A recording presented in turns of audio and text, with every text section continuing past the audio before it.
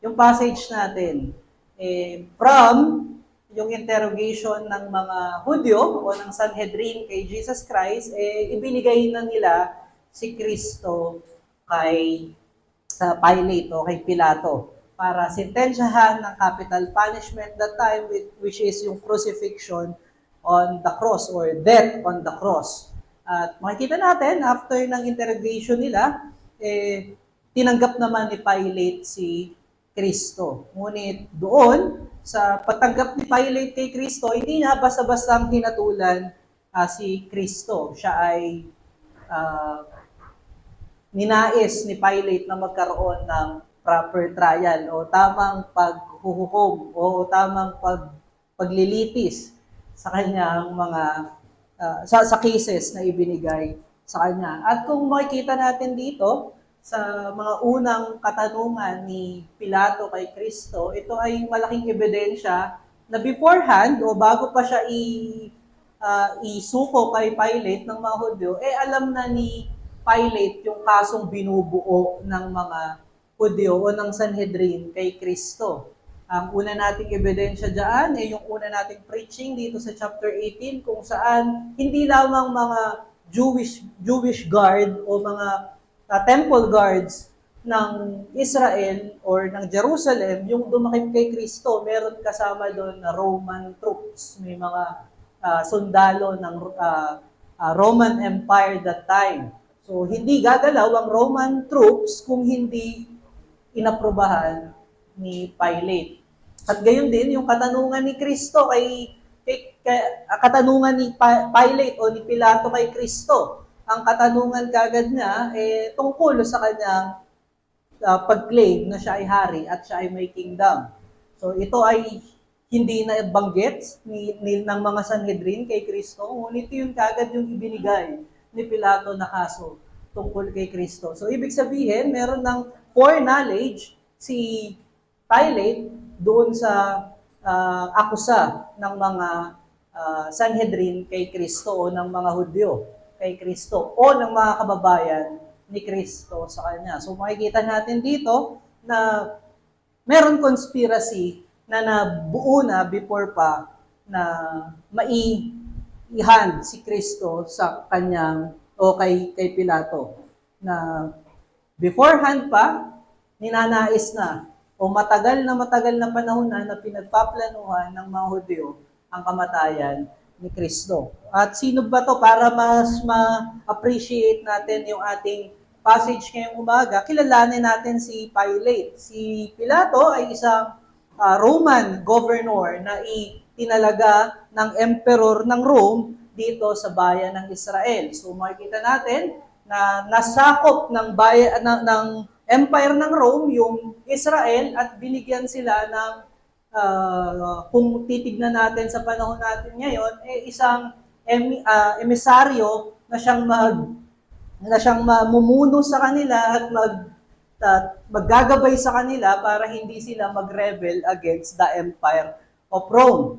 At meron din siyang power over Israel dahil siya yung governor nga, siya yung nag-mandate sa kanila at siya yung nag-oversee sa kanila o nag-oversight sa kanila, may power siya. At ang katunayan na meron siyang power over Israel that time, kung napansin nyo dyan sa ating chapter 18 na pinag-aaralan, sa gospel lang dyan, dalawa yung binabanggit na high priest.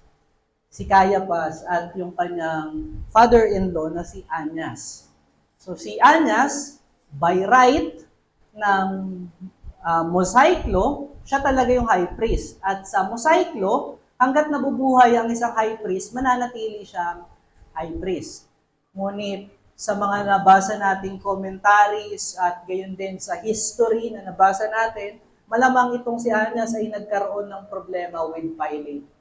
At dahil si Pilato or ang Roman Empire ang namumuno sa kanila, may karapatan siya na ipatupad yung nais na gusto niya. At itong si Caiaphas, yung inappoint niya na high priest para sa kanila. So kinikilala ng mga Hudyo na dalawa yung kanilang high priest sa panahon ni Kristo. Anong ipinapakita nito? Na although yung mga Hudyo ay umaakto na meron silang pagkakapit o meron silang karapatan sa buhay ni Kristo, even sa kanilang sariling kagustuhan at ganoon din sa kanilang sariling bayan, wala silang magawa at wala silang kakayanan na kontrolin yung mga bagay na yun. So, yung irony lamang ng kanilang pagiging palalo at pagiging mayabang. So, at ganoon din mga kapatid, yung katulad ng binanggit natin kanina, may power.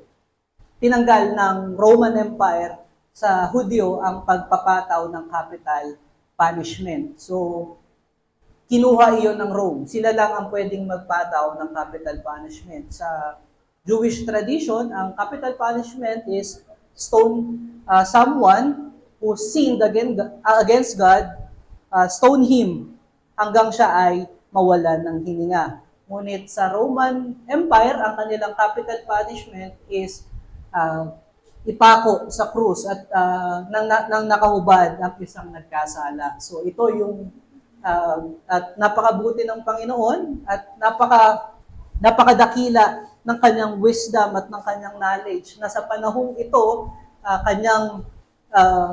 sa kanyang probidensya ginawa niya itong bagay na ito upang sa kamatayan ni Kristo ay makuha niya o kunin niya yung ating kasalanan at pagbayaran niya sa krus ng Kalbaryo at gayon din yung ating kahihiyan ay kunin niya at dalhin niya doon sa krus ng Kalbaryo. And that is signifying our atonement and the cleansing of our sin and our guilt.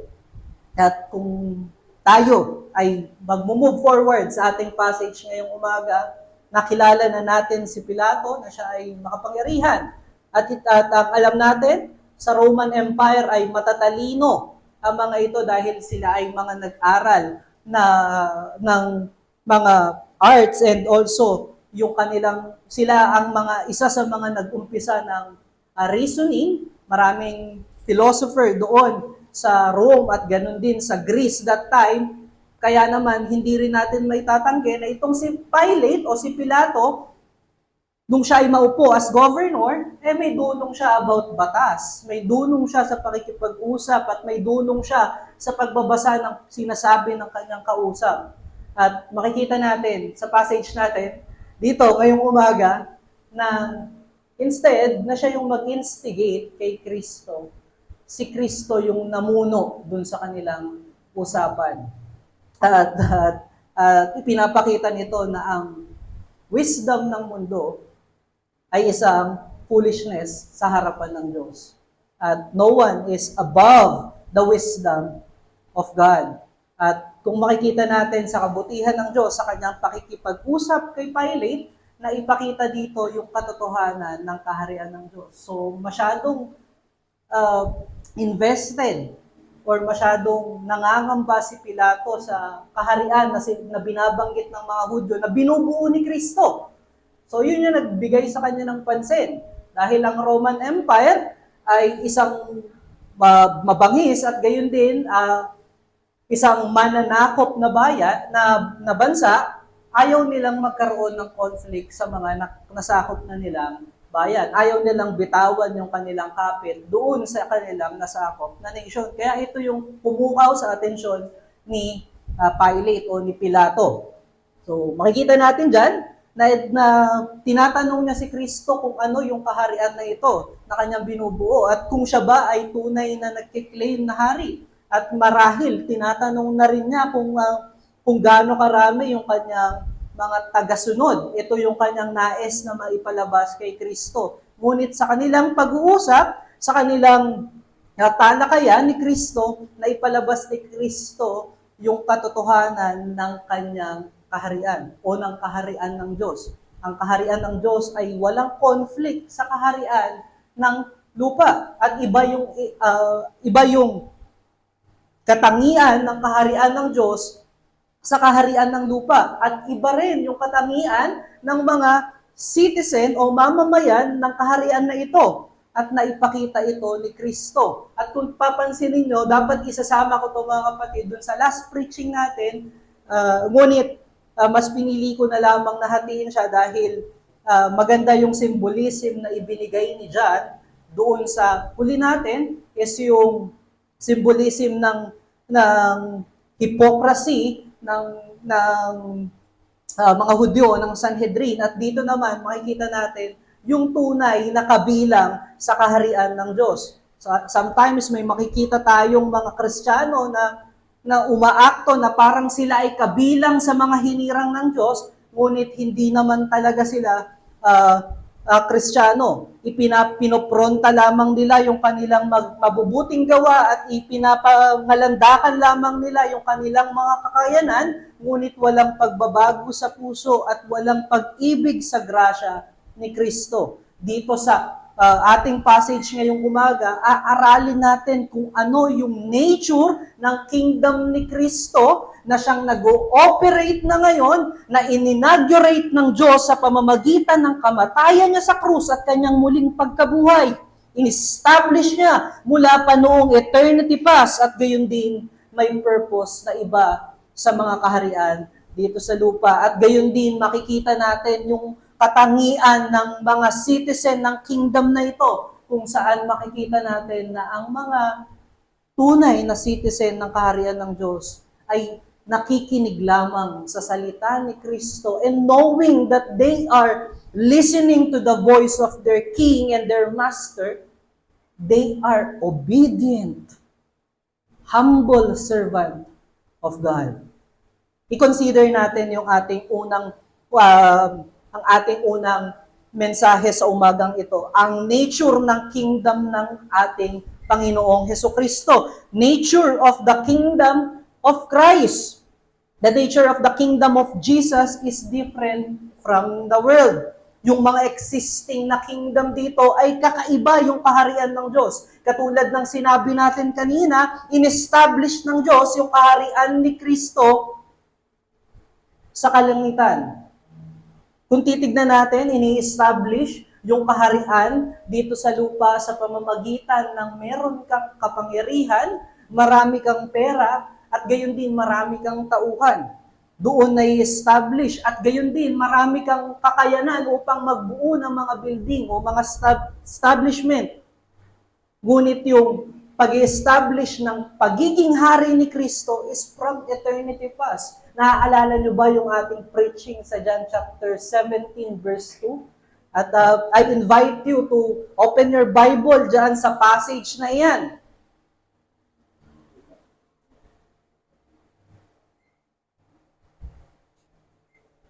Sabi sa John chapter 17 verse 2, "Since you have given me, o given him authority over all flesh, to give eternal life to whom you have given me." Mula pa doon sa kanilang covenant of redemption, wala pang creation, nagkasundo na ang Ama at ang kanyang anak na si Kristo ay magkakaroon ng kaharian. At meron siyang kapangyarihan at otoridad sa lahat ng nilikha ng Diyos, especially doon sa binigyan o sa mga hinirang na binigyan ng kaligtasan ng Diyos at gayon din ng buhay. At makikita natin doon sa ating binasang Old Testament scripture ngayong umaga. In-establish ng Lord yung kaharian ng Diyos before pa ang panahon ni Kristo. Pinapisay na niya kay David na magkakaroon siya ng anak na siyang i-establish niya yung kaharian forever. Siya ay magiging hari ng hari eternally. At papamunuan niya yung kanyang mga tao eternally. At gayon din yung pinramis kay Isaiah doon sa chapter 9 ng kanyang naisulat na sa Old Testament, verse 6 to 7. So makikita natin na yung establishment ng kaharian ni Kristo ay hindi nagmula dito sa mundo, ngunit nagmula sa kalooban ng Diyos, nagmula sa gawa ng Diyos, at nagmula sa decree ng Diyos. Gayon din, iba yung inauguration ng kanyang kingdom. We may say na si Christ is king even doon sa Old Testament. Ngunit publicize at gayon din na formalize yung kanyang kingship doon sa krus ng Kalbaryo. Mababasa natin dito sa ating passage ngayong umaga kung paano tinake ni Kristo yung kanyang kingship. Sabi niya, ang aking paghahari, kung ako ay hari dito sa mundo, makikipaglaban yung aking mga kawal upang hindi niyo ako madakip. Ganun yung paraan ng mundo para mag-take o ma-inaugurate yung kanilang kingship. Sasakop sila ng bayan katulad ng ginawa ng Rome dito sa Israel. Ngunit kay Kristo, ano yung ginawa ni Kristo? Bilang isang hari, paano na inaugurate publicly and formally yung kanyang kingship? It is by crushing the head of the serpent sa pamamagitan ng kanyang kamatayan sa krus ng Kalbaryo, sa pagbabayad ng kasalanan ng mga citizen na ninanais ng kanyang ama para sa kanya. At gayon din sa kanyang muling pagkabuhay, signifying na tinanggap ng Diyos ang kanyang alay na buhay at kasiya-siya sa harapan ng kanyang ama.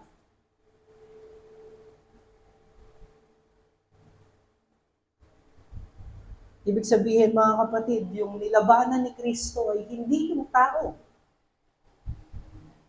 Ngunit yung spiritual corruption na meron ang tao, which is sin. At gayon din, iba yung purpose ng kaharian ni Kristo. Ang purpose ng kaharian ni Kristo is to glorify His Father and for the salvation of the elect o ng mga hinirang. Ibig sabihin, para sa kaluwalhatian ng kanyang ama at gayon din sa kaligtasan ng kanyang mga hinirang. Kaya necessary na mamatay si Kristo sa krus ng Kalbaryo para iproklama yung kadakilaan ng kanyang ama at maging substitutionary atonement for His people.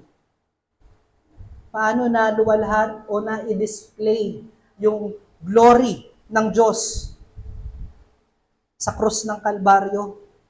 Dahil sa krus ng Kalbaryo, nakita natin yung karumihan ng kasalanan. Nakita natin yung epekto ng kasalanan, which is death, na dinanas ni Kristo. Which is shame, na dinanas ni Kristo. Gayon din na ideklara ang kaluwalhatian ng Diyos sa pamamagitan ng kanyang grasya bilang siya ay naging substitutionary atonement for us who is sin against God, who rebel against God.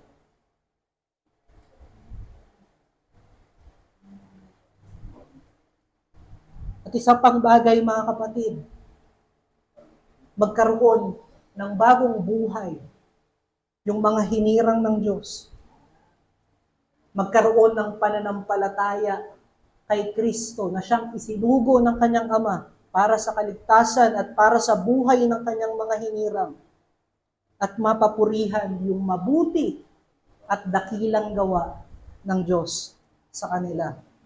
Ibig sabihin, mga kapatid, yung kingdom na in-establish ng Diyos from eternity past, na na-inaugurate sa kamatayan ni Kristo, na may purpose to glorify God at para sa salvation ng mga hinirang ng Diyos, ang kingdom na to ay spiritual kingdom. Dahil ito ay invested sa salvation ng kanyang mga hinirang. Dahil ito ay invested para sa glory ng Diyos. Dahil ito ay invested na magkaroon ng bagong buhay ang bawat mananampalataya.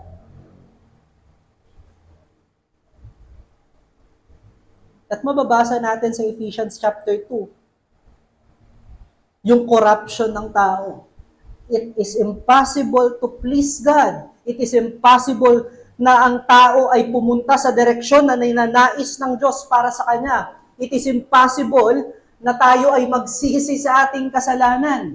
At ang tanging makakagawa lamang niyan para tayo ay magkaroon ng ganong kaisipan at puso ay sa pamamagitan ng gawa ng Diyos. Kaya naman makikita natin na itong in-establish na kaharian ng Diyos ay spiritual kingdom. That He is seated now in our lives and also in our hearts, not seated on the materialistic and temporal throne of this world.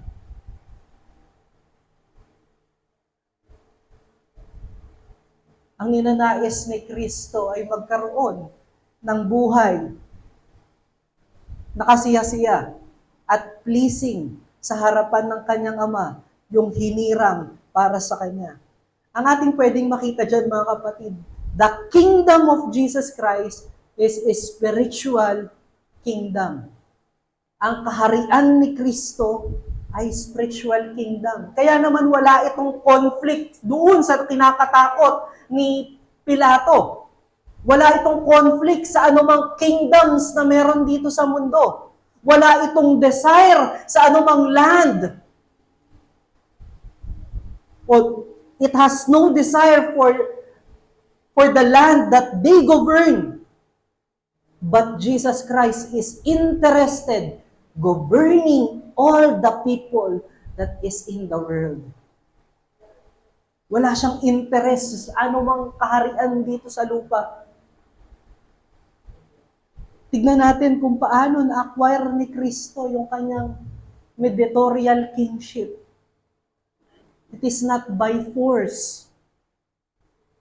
Ngunit sa kanyang kamatayan sa krus ng Kalbaryo, na nagsisignify ng bruising of the head of the serpent. Ibig sabihin, nilabanan niya yung kasalanan, yung spiritual, yung sin na nagbablind spiritually sa tao para hindi makita yung katotohanan ng Diyos. At siya ay lumabas na victorious, mga kapatid.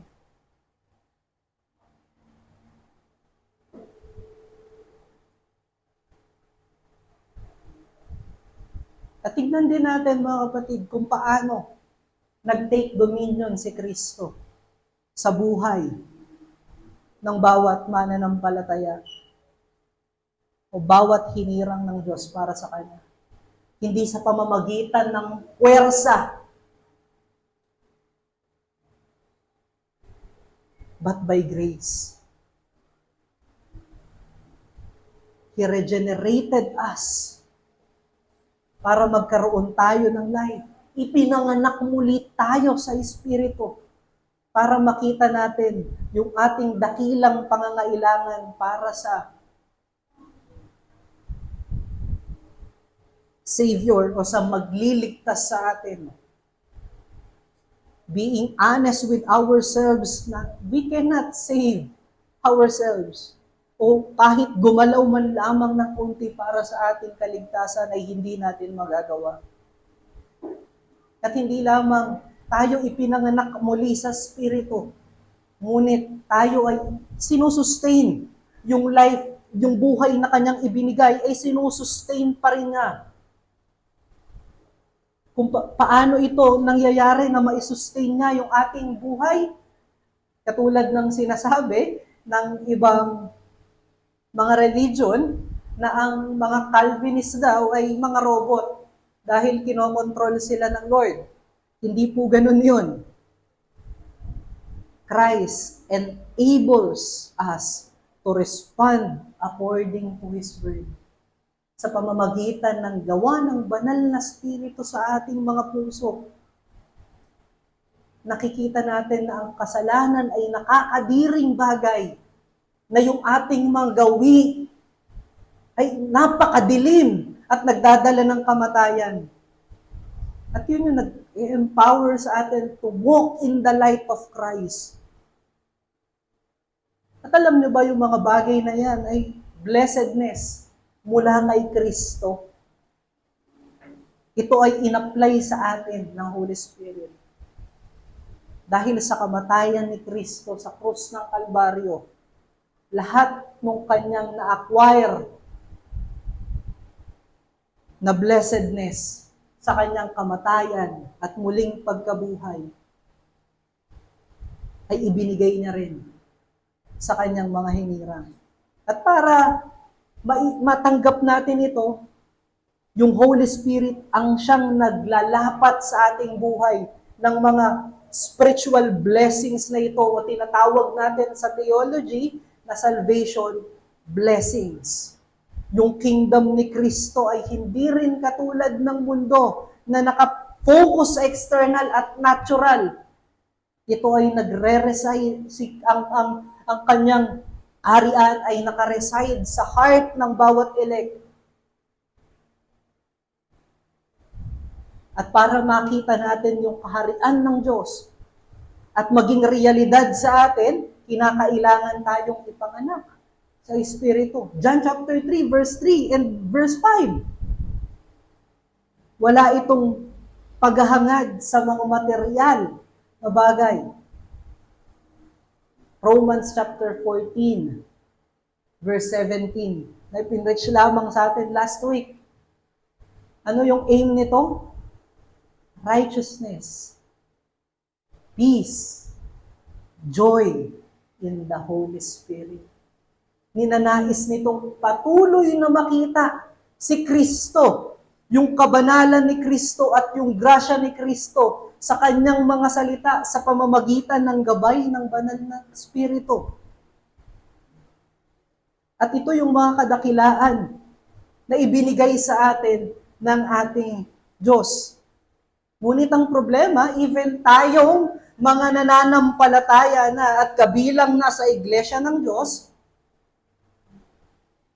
minsan na nakakalimutan ng mga biyayang ito. At pwede nating makita yung ating sarili sa problema ng mga first reader ng gospel na ito. Hindi sila makapag-function ng maayos dahil sila ay nagde-desire pa rin na makapagsimba doon sa synagogue kung saan nandoon yung mga Hudyo at sila ay sinipa ng mga Hudyo. Hindi na sila pinapapasok sa synagogue that time. Yung synagogue ay parang mga maliliit na templo kung saan ito ay nakareside sa iba't ibang bayan. Kaya nagalit yung mga Hudyo sa mga Jewish Christian na ito, yung first reader ng Gospel of John, sinisisi nila sila doon sa pagkawasak ng temple ng Jerusalem. Hindi na sila nakakapag-function ng maayos. Kaya yung solusyon ni John, sinulat na yung gospel na ito at ibinigay sa kanila. Ipinapaalala na si Jesus Christ resides in them, in their hearts and in their lives. That God is ever near to them more than to any places dito sa mundo. Walang peace at joy sa puso ng mga unang readers. Dahil ang kanilang akala, inabandon na sila ng Diyos, hindi na sila nakakapasok sa kanilang synagogues that time. They are tempted na i-deny na lang si Kristo para maging accepted na uli sila doon sa synagogues. Ngunit mga kapatid, lahat yon ay kasinungalingan lamang. Dahil si Kristo ay nasa ating mga buhay at gayon din nasa ating mga puso. He is seated in the throne of our heart. Ang nais ni John tumayo sila, tumindig sila at mamuhay ayon sa grasya ni Kristo na nasa kanila. Marahil maisip natin, sinasuggest mo ba, Brother Nico, na hindi naman ganun ka-importante ang church? Ang masasagot natin dyan ay hindi. Dahil, katulad ng sinabi kanina, na ang invisible kingdom ni Kristo ay may manifestation dito sa lupa or sa physical world. And that is yung church. Ang church ay hindi ang kingdom ni Kristo, sila ang visible citizen of the kingdom of God. For the kingdom of God ay ang heaven at ang earth. Ngayon, anong importansya pa ng pag-gathering kung si Kristo ay seated na sa ating heart? Ano yung sinasabi niya sa mga first reader nito? Ang nais niya ay mamuhay pa rin kayo ng maayos, ng naaayon sa kabanalan ni Kristo, ng naaayon sa katwiran ni Kristo, na merong kagalakan sa inyong kaligtasan at sa inyong buhay na tinanggap kay Kristo, at maging persistent sa pag-attend sa synagogues. Kahit kayo ay pinoforbid nila at nire-restrict nila, make sure na ma-display nyo yung inyong new life that is pleasing to God and even to men. Na ma-gain nyo yung favor ng mga tao sa synagogues. Yun yung sinasabi ni John sa kanila. Yun din yung same problem natin ngayon. Pag meron tayong suffering, trials, and affliction, easily tempted tayong i-deny si Kristo. Baka pwede naman ngayon lang. Kailangan ko lang. Sometimes yung joy sa heart natin, nagbunga ng kaligtasan mula kay Kristo, ay nawawala na lamang bigla.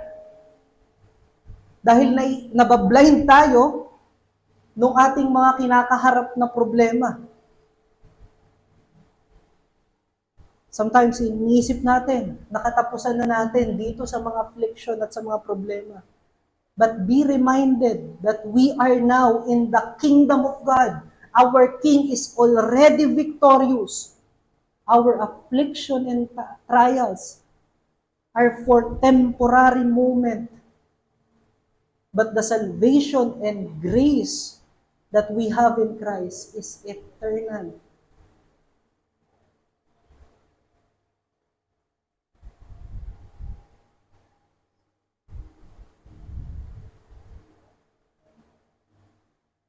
Tandaan natin na ipinangako yung kingdom na ito sa Old Testament sa lahat ng promises ng Lord. Mula pa lang sa Genesis chapter 3, verse 15, ipinangako na yung king who is going to crush the head of the serpent. Even kay Abraham sa chapter 22 ng Genesis, he is the offspring, the king who will bless all the nation. Ganun din, siya yung promised descendant at pinatunayan iyon ni Peter sa kanyang preaching sa Acts chapter 2. Na si David ay namatay at hindi na muling nabuhay. Ngunit si Kristo nang siya ay mamatay, nabuhay at umakyat sa langit, sa kanang trono ng kanyang Ama. At ngayon ay namumuno sa lahat ng creation at naghahari sa puso ng bawat mananampalataya.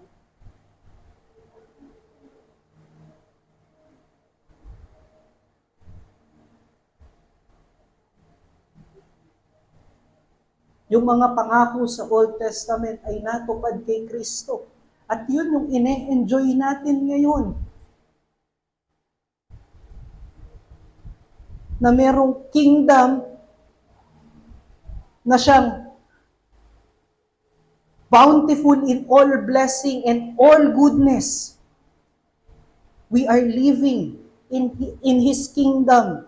We see it by the eyes of our faith in Christ.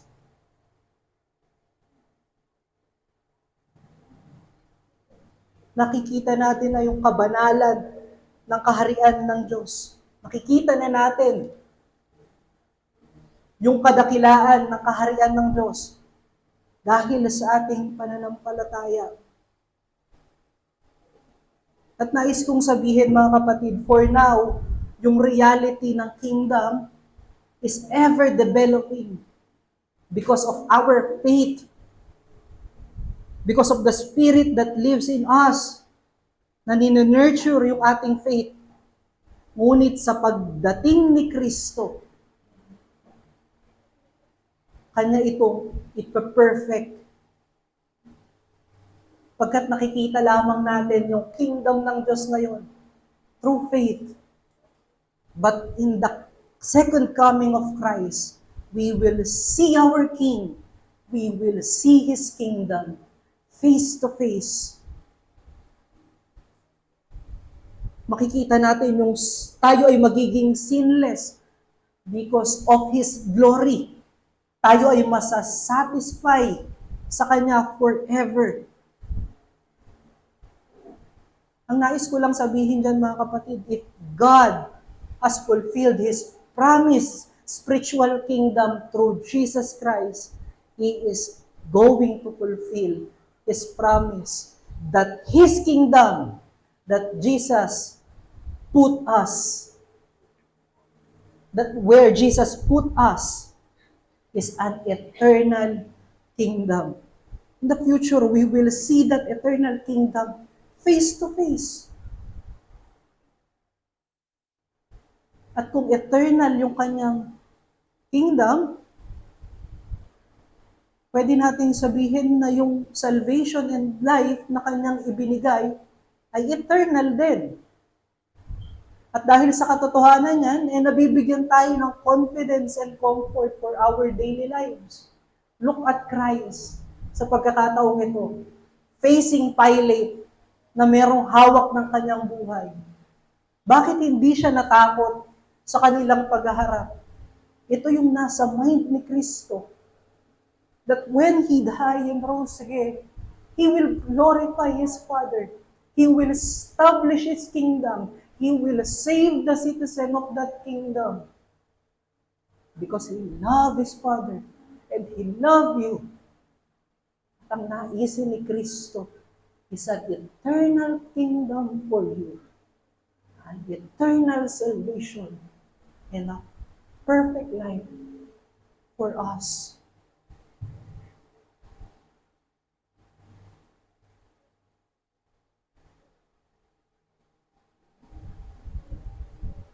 Nawa ay magkaroon tayo ng confidence and comfort facing our daily challenges to mortify our sins. Having in our heart the reality of the kingdom of God na galit sa kasalanan. Nawa ay magkaroon tayo ng joy, putting our flesh to death.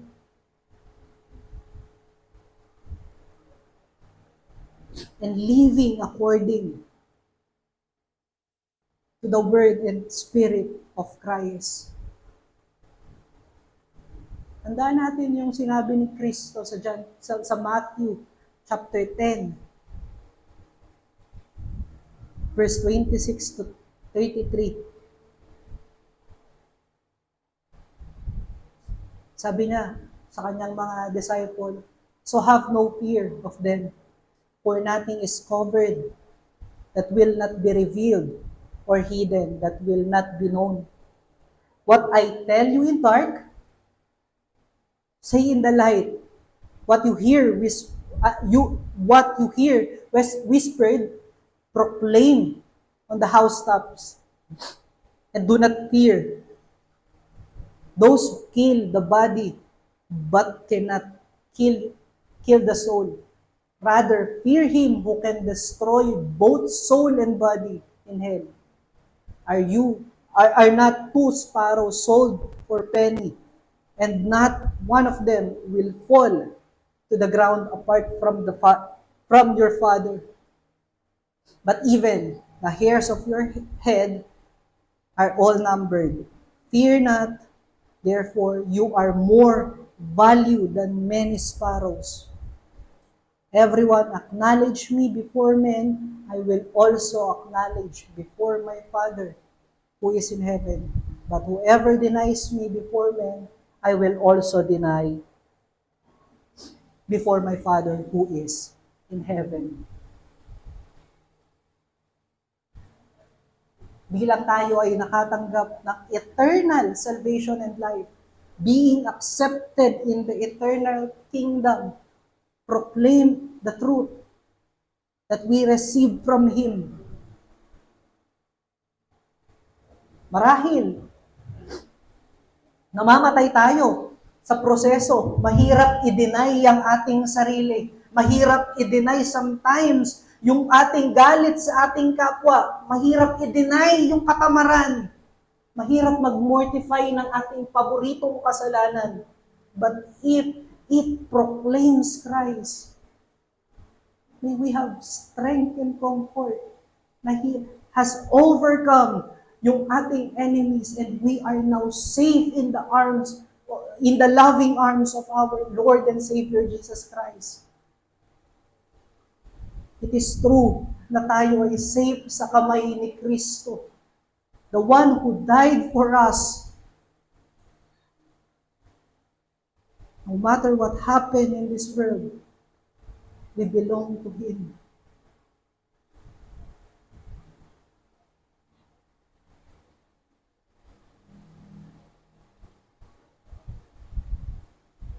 Ano man yung mga kinakaharap nating mga problema, sitwasyon.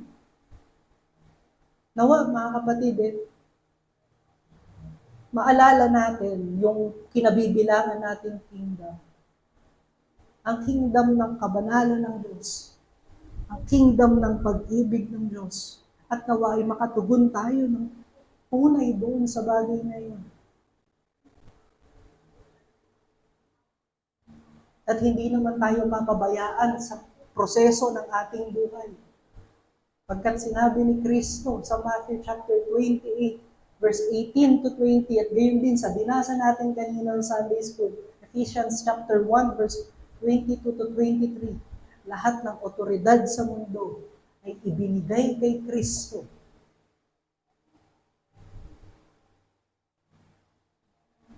At tayo ay papangalagaan niya dahil siya ay may otoridad sa ating buhay. Ito yung tinatawag na realm of power ni Kristo. Na siya ang hari sa kalangitan at sa lupa. At meron din siyang tinatawag na realm of grace, kung saan doon tayo dinala ni Kristo sa realm of grace. At yung kanyang kapangyarihan to manage all the creation ay for the good of His people. So when we are suffering right now, when we are in great trials right now, remember yung sinabi ng ating Panginoon, all things work together for your good. Because our King is great. Do not fear to put your body to death and live according to the Holy Spirit. Nawa, mga kapatid, maalala natin yung kingdom na ating kinabibilangan at yung ating hari sa kingdom na ito in our challenges in life. And that is our first challenge sa umagang ito. Face our challenge with confidence and comfort that we are safe in the care of our King. Kung ikaw ay wala pang pananampalataya sa Panginoon, wala kang confidence and comfort in life. Pagkat ikaw ay patuloy na nananampalataya sa iyong sariling gawa, na maililigtas ka nito, na yung mga material na bagay na meron ka ay pwede kang isustain in life. Ngunit, katulad ng sinabi natin kanina, walang bagay at kakayanan ang tao na maaaring magligtas sa kanya. Tanging yung gawa lamang ni Kristo ang makakapagligtas sa iyo. Kaya panampalatayanan mo na ikaw ay pinagkamatayan ni Kristo sa krus ng Kalbaryo dahil sa mga ginawa mong kasalanan, gagawin mong kasalanan at ginagawa mong kasalanan. At pagsisihan mo ang lahat ng iyong kasalanan. At dalangin namin na ikaw ay maging kabilang sa isang local church kung saan na ipapakita yung obedient servant and citizen ng kingdom ni Kristo na siyang nagre-reign sa langit at sa lupa.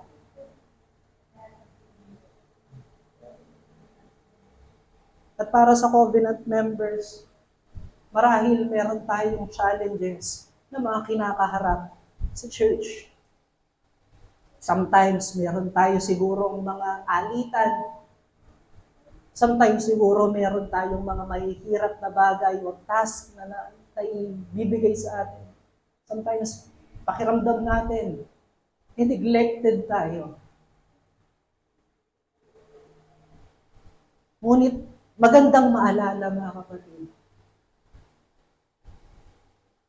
na ito ay eternal, na tayo ay nasa eternal kingdom na ni Kristo. At yung hindi natin pansinin, yung pride natin sa ating paglilingkod, yung pagbibigay natin ng grace sa ating kapatid, at pagpuput into death ng ating sarili. At yung pag-iisip ng kinakailangan ng church higit sa ating katawan ay manifestation ng ating paniniwala na tayo ay kabilang sa eternal kingdom ng ating Panginoon. Hindi yung material na bagay ang importante. Ang importante ay yung eternal salvation na ibinigay ni Kristo at yung eternal kingdom kung saan tayo naroon ngayon. And that leads us to doon sa ating second point. Nature of the citizen of the kingdom. Yung citizen ng eternal kingdom, listen to the truth that Jesus Christ has revealed. Nakita nyo ba yung sagot ni Pilate kay Kristo doon sa verse 35? Tinatanong ni Pilate sa verse 34 si Kristo, o tinatanong niya sa verse 33 kung si Kristo ba ang hari. Ngunit doon sa verse 34, sabi ni Kristo, sinabi mo ba yan dahil sa iyong sariling pagkakaunawa? Pagdating sa verse 35, makikita natin, sinabi ni Pilate, Hudyo ba ako? Your own nation and the chief priests have delivered you over to me. So maliwanag mga kapatid, the Jews and the chief priests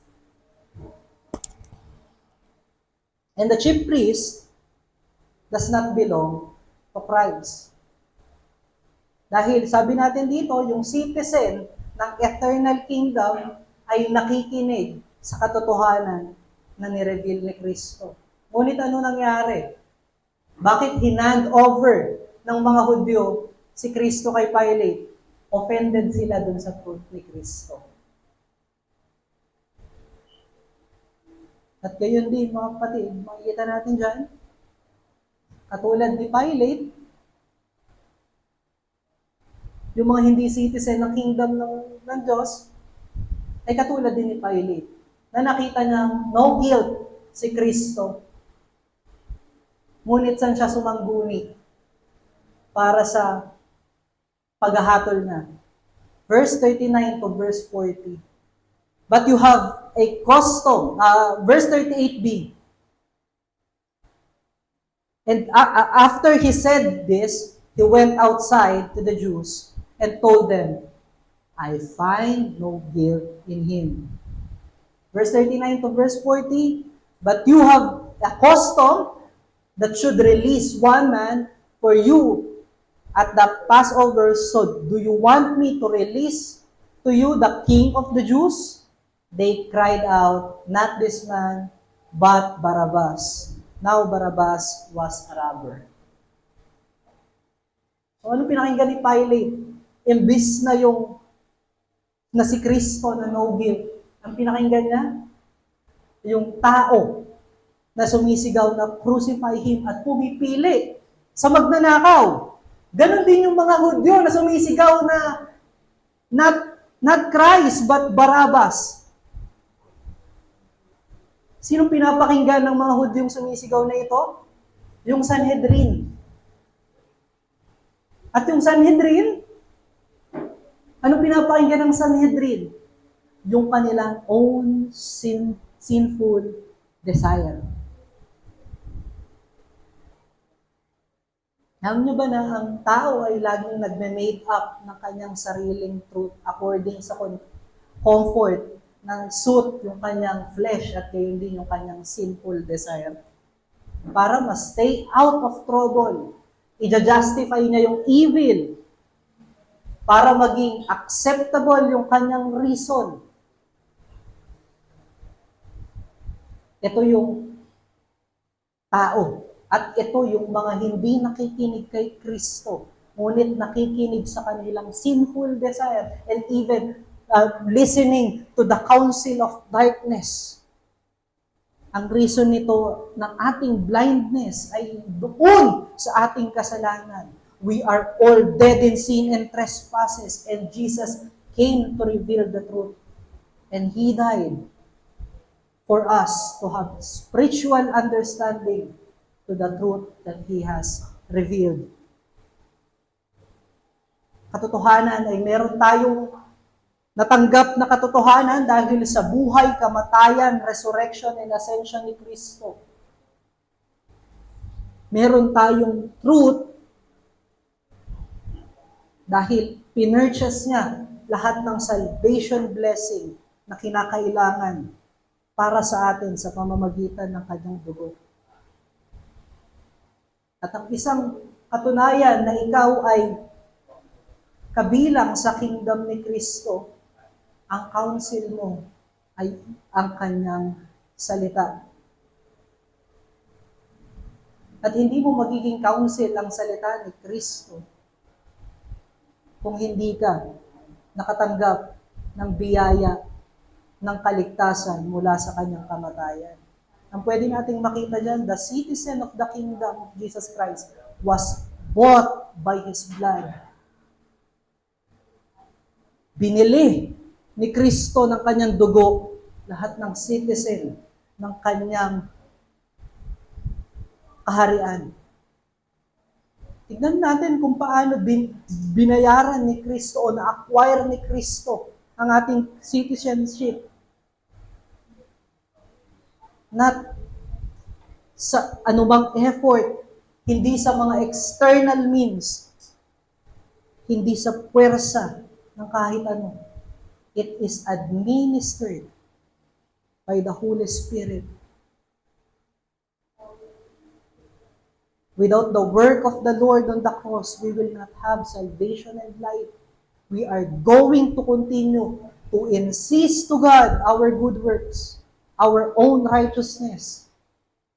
Ngunit kung titignan mo ang yung good works, sabi sa Romans chapter 3, verse 23, lahat tayo ay nag-fall short. At wala ni isang material na bagay na pwede kang i-offer na hindi ginawa ng Diyos sa kanyang katalinuhan at sa kanyang mga kamay. Paano mo mapiplease ang Diyos kung ikaw ay makasalanan at ayaw niya sa'yo? Kung wala ang gawa ni Kristo sa krus ng Kalbaryo, hindi natin mauunawaan ang salita ng Diyos, ang salita ni Kristo. Patuloy tayong maglalakad sa kadiliman, sa ating mga sariling interpretasyon sa salita ng Diyos. Ngunit dahil binili ni Kristo lahat ng salvation blessing para sa iyo, meron kang regeneration and faith.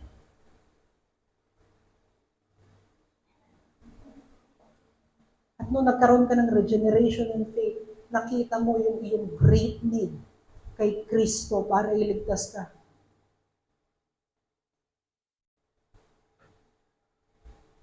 At kung wala yung gawa ni Kristo sa krus ng Kalbaryo, ito ay taliwas sa pagiging Kristiyano.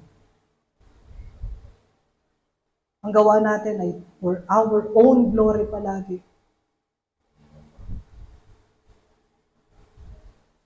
At dahil meron tayong salvation blessing, nakasama dito ang regeneration at ang pananampalataya, nakikita na natin ngayon yung ating corruption, yung ating patuloy na pagiging makasalanan. At pag nakikita natin yung ating patuloy na pagiging makasalanan, hindi ba tayo tatakbo sa mabuting Diyos at mabuting Hari para sa guidance sa ating buhay? Kung wala yung finished work ni Kristo sa krus ng Kalbaryo, mga kapatid, hindi mananahan sa atin ang banal na Espiritu. Hindi magwo-work ang banal na Espiritu sa atin. Kasama yung work of the Holy Spirit sa binayaran ni Kristo. At para mas maunawaan natin ano yung sinasabi ni Kristo dito sa truth na ito. Ano yung truth na kanyang ibinigay? Bakit siya nabuhay para i-reveal ang truth na ito? Ano yung truth na ito, mga kapatid? John chapter 14, verse 6. John 17, verse 3. Ang truth na ito ay concerning salvation and judgment of God. Concerning judgment, all fall short of the glory of God. Meaning, lahat ng tao ay against sa Diyos. At lahat ng tao ay subject sa wrath ng Diyos. At concerning salvation, no one is able to save himself from the wrath of God. Ngunit dahil sa pag-ibig ng Diyos, ibinigay niya ang kanyang anak sa mundo upang pagkamatayan ang kasalanan ng bawat hinirang ng Diyos at magkaroon ng buhay.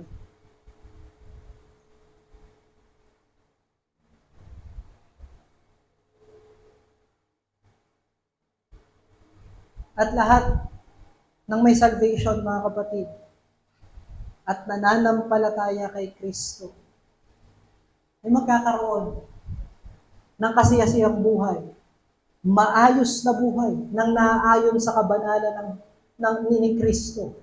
At yun yung nag-glorify sa kanyang Ama. Kung galit ang Diyos sa kasalanan, galit din ang kahit na ang lahat ng mananampalataya ni Kristo sa kasalanan. Kung umiibig sa kabanalan ng Diyos, gayon din tayo, mga kapatid. Iniibig natin ang kabanalan ng Diyos. At yung katotohanan na ito, mga kapatid, yun yung principal way ni Jesus Christ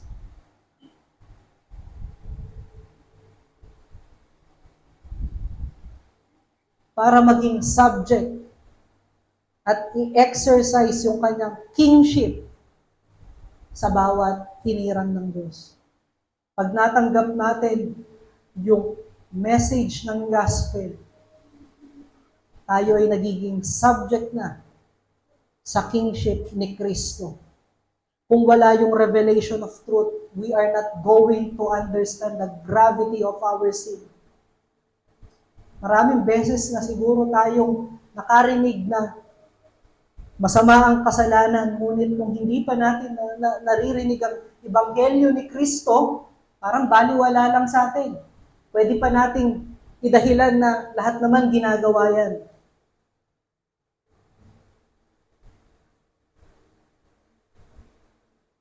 Hindi natin makikita yung karumihan at hindi natin makikita yung gravity yung consequences nung kasalanan natin na i-commit. Kaya hindi tayo pumupunta sa pananampalataya kay Kristo at pagsisisi sa kasalanan dahil hindi natin narinig ang gospel. Kung wala yung revelation of truth o yung gospel, we are not going to have joy in the grace of God. Wala tayong kasiyahan sa grasya ng Diyos. Saan natin isasatisfy yung ating sarili? Saan natin makikita yung ating joy sa mundo? Sa sin. Sa desire ng ating flesh. Sa mga material na bagay. Sa mga temporal na bagay. Kaya dahil sa kamatayan ni Kristo, meron tayong pananampalataya na nagbubunga ng bagong buhay.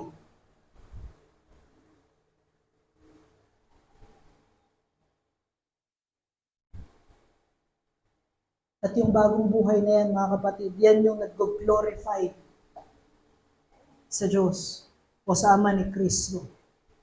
Tignan natin yung work ni Kristo sa ating buhay. Kapag tayo ay namumuhay ng patuloy sa kabanalan at gayon din sa katwiran ni Kristo na ma-magnify yung gawa ni Kristo Again, kung wala yung gawa ni Kristo sa krus ng Kalbaryo, hindi tayo magkakaroon ng mabuting gawa.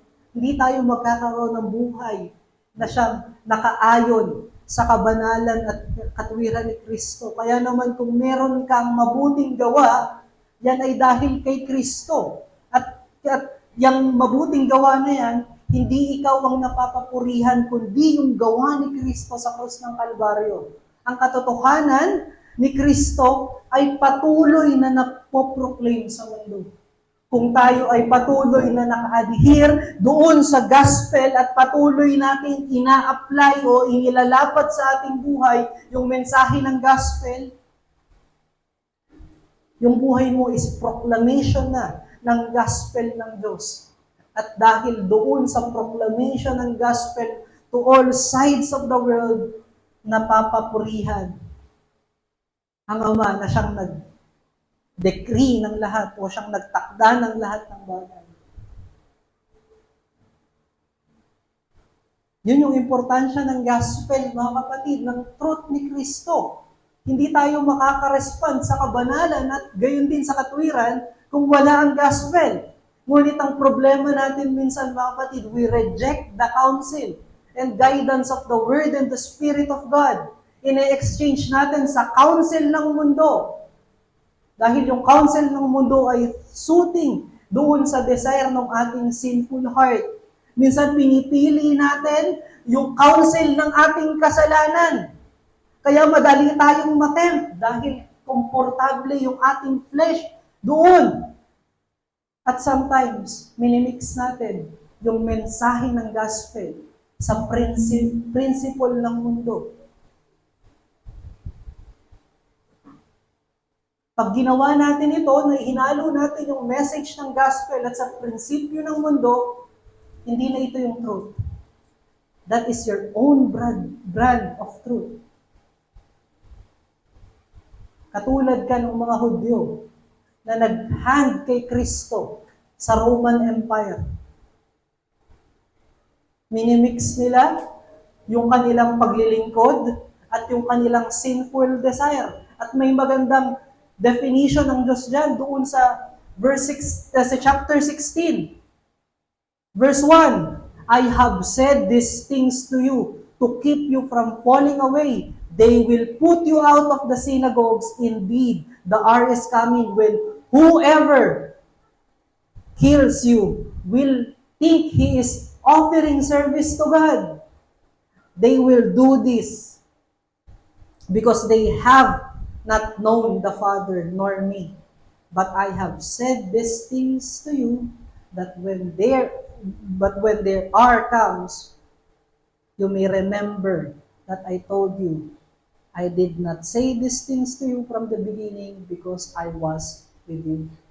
So ano yung ganitong klaseng kaisipan? Ang sabi ni Kristo, yung ganitong kaisipan ay hindi mo nakilala ang Father. Hindi mo nakilala si Kristo. Kinukuha mo lamang yung prinsipyo ng gospel at ihahalo mo sa iyong sariling prinsipyo. Ano nangyayari? Nagkakaroon ng struggle sa ating pamumuhay sa kingdom ng ating Panginoon at pamumuhay natin bilang Kristiyano.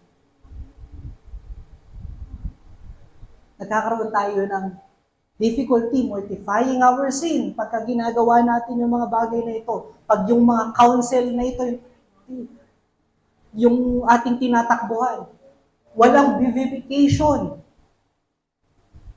Dahil yung joy in abiding in Christ ay nahahati na. Excuse me.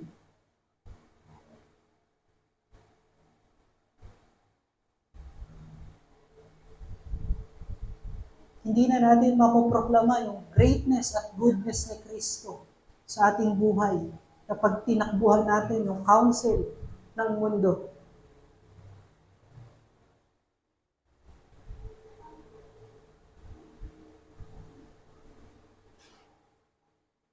Alam niyo ba, pagka tinatakbuhan natin yung counsel ng mundo, yung counsel ng ating sin, pagka pinag-mix natin yung truth ng gospel at ng ating sariling prinsipyo, Nakakalimutan natin yung filthiness ng sin. Nakakalimutan natin yung fruit ng sin, which is death and shame. Bakit natin nakakalimutan? Ang tanong ko dito, mga kapatid, anong light ang pwedeng ibigay ng nasa darkness? Anong life ang pwedeng dalhin ng sin? Anong pag-asa ang pwedeng dalhin ng perishing?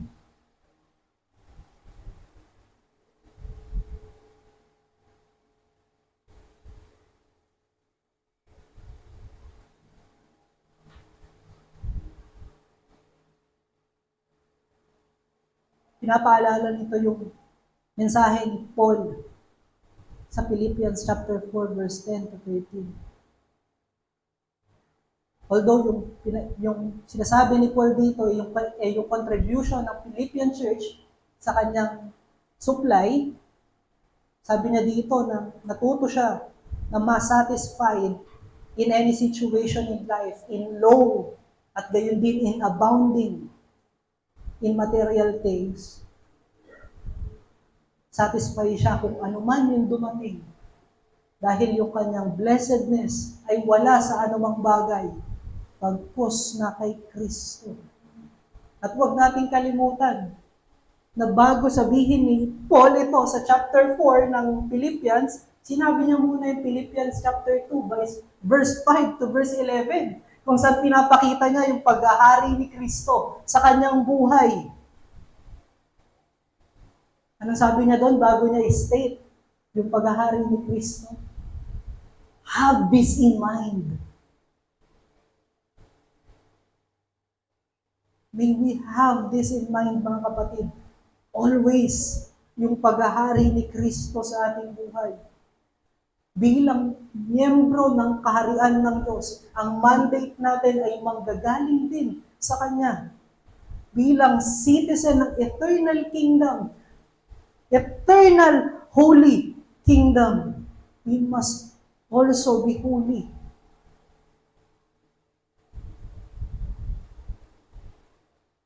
Kung meron mang problema na kinakaharap, walang problema sa providensya ng Lord. Even good and dark providence ay for our good. The providence of God is His way to apply yung message ng gospel sa ating buhay. Ang problema, mga kapatid, kapag meron tayong dark providence, paano tayo makaka-respond kung wala tayong message of life, message of truth from Christ? How can we put our flesh and living by the Spirit kung wala yung voice ni Kristo sa ating tenga palagi? Paano natin mare-represent yung kingdom ni Kristo kung tayo ay counseled by the world, by our sin, and by our own? Ang pinupunto natin dito, mga kapatid, the citizen of the kingdom live according to the word of Christ. Ang citizen ng kingdom ay namumuhay ayon sa mandate and truth ni Kristo. I hate na isama ito sa illustration, pero may pinapanood akong TV series ngayon na Maria Clara and Ibarra. At ang storya nitong Maria Clara and Ibarra ay si Miss Clay, o Maria Clara din sa panahon natin ngayon, ay nag-time travel doon sa Noli Me Tangere. Dahil ang scene ng Noli Me Tangere ay makaluma, nasa 19th century, ganun din yung pananamit at pananalita ng mga tao, at gayon din yung kanilang mga pagkilos. At nakilala niya si Ibarra doon, si Crisostomo Ibarra doon, at nalaman naawa sa kanya si Crisostomo Ibarra, Kaya pinakiusapan ni Crisostomo Ibarra yung kanyang kasintahan na si Maria Clara na protektahan nila si Miss Clay o Maria Clara sa panahon natin ngayon. Dinamitan nila, tinuruan nilang umakto o maglakad para makita ng mga tao doon na siya ay kabilang din sa kanila. Pero makikita natin mga kapatid, kung ang ngunit doon sa series na yon, si Miss Clay ay hindi pa rin napipigilan sometimes o oftentimes na umakto kung ano yung nakasanayan niya sa panahon natin.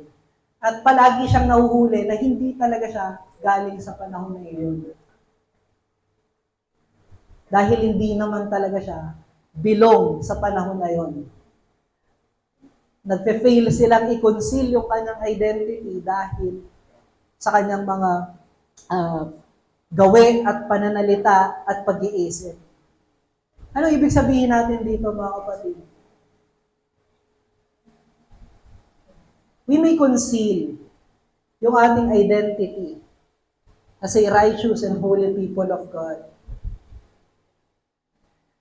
Ngunit kung hindi talaga tayo kabilang sa Word o sa Kingdom of God at tayo ay nabibilang sa world, ito ay lalabas. Dahil magpe-fail tayong makinig sa counsel ni Kristo palagi. Hindi magkakaroon ng progression o paglago yung ating pamumuhay bilang katawan ni Kristo. Pwede kang umaktong banal, ngunit ang hindi mo madadaya ay yung joy mo na makinig sa salita ni Kristo at i-apply ang bagay na ito. At dalangin ko na lahat tayo mga kapatid ay hindi ganito. At marimain tayo at masalamin natin na hindi natin gawin ito at ma-represent natin yung kingdom kung saan tayo nabibilang. Katulad ni Kristo sa harapan ni Pilato, that He represented His authority and kingship in front of the danger. Not thinking about kung ano yung kanyang kinakaharap, but always thinking of the glory of His Father and thinking of your salvation. Nawa, ganun din tayo. Isipin natin yung kaligtasan ng ating kapatid palagi. Isipin natin lagi yung tagakilaan ng Diyos sa ating buhay. Marepresenta natin yung glory ng Diyos that speaks His judgment and His grace. At tanging paraan lamang mga kapatid, may patuloy tayong makinig sa counsel ng gospel, sa salita ni Kristo. At manalangin tayo sa banal na Espiritu na liwanagin yung mensahe nito sa ating buhay. At yan yung ating pangalawang challenge, mga kapatid. The words of the Lord be our only counsel. Nawa ang salita ni Kristo, ang mga salita ni Kristo, ang ating maging tunay na counsel. Saan natin makikita yan? Sa iyong devotion every day.